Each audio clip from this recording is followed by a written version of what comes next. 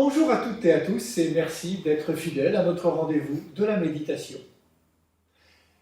Jésus vient d'annoncer à ses disciples qu'il fallait qu'ils montent vers Jérusalem pour vivre sa passion, y mourir et ressusciter le troisième jour. Vous l'imaginez, c'est pour ses amis comme un coup de tonnerre. Comment celui qui nous a appelés et que nous avons choisi de suivre, celui qui est le Messie, peut-il subir un tel sort? C'est dans le contexte impensable. Et pourtant, jusque-là, Jésus a parlé du royaume des cieux. Maintenant, il parle de son propre avenir, comme d'un nouveau commencement. Le premier commencement était son départ en mission après sa tentation dans le désert, et il a parcouru les routes de Galilée.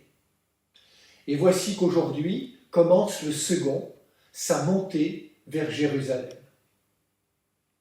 Ce sera un chemin de croix. On comprend alors qu'il invite, à ce moment-là de sa vie, ses disciples à réfléchir. Si quelqu'un veut marcher à ma suite, qu'il renonce à lui-même, qu'il prenne sa croix et qu'il me suive.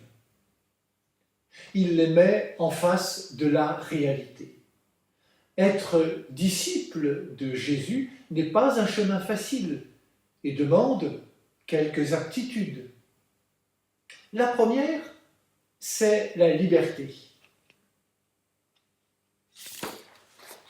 Si quelqu'un veut marcher à ma suite, ce n'est pas une obligation.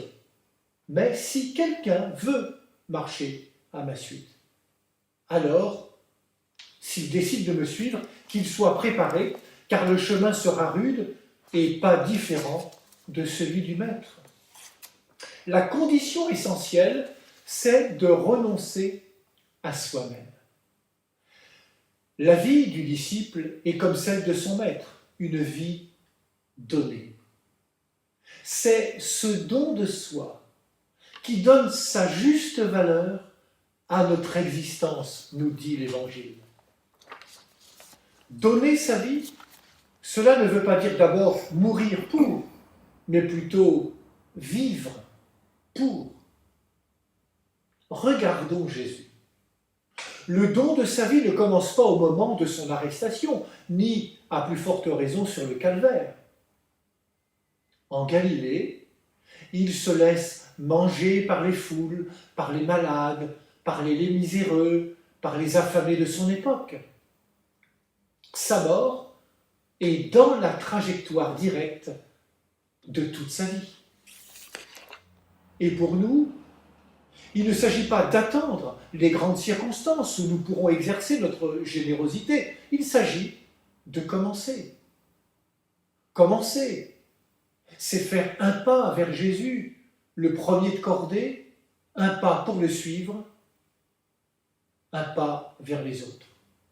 Oui, il y aura des obstacles, mais n'y a-t-il pas plus de joie à donner qu'à recevoir?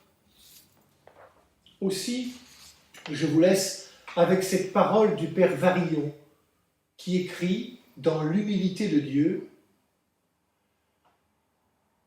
il faut peu de puissance pour s'exhiber. Il en faut beaucoup pour s'effacer. Dieu est puissance illimitée d'effacement de soi. Bonne journée à toutes et à tous. Il est grand le bonheur de donner, bien plus grand.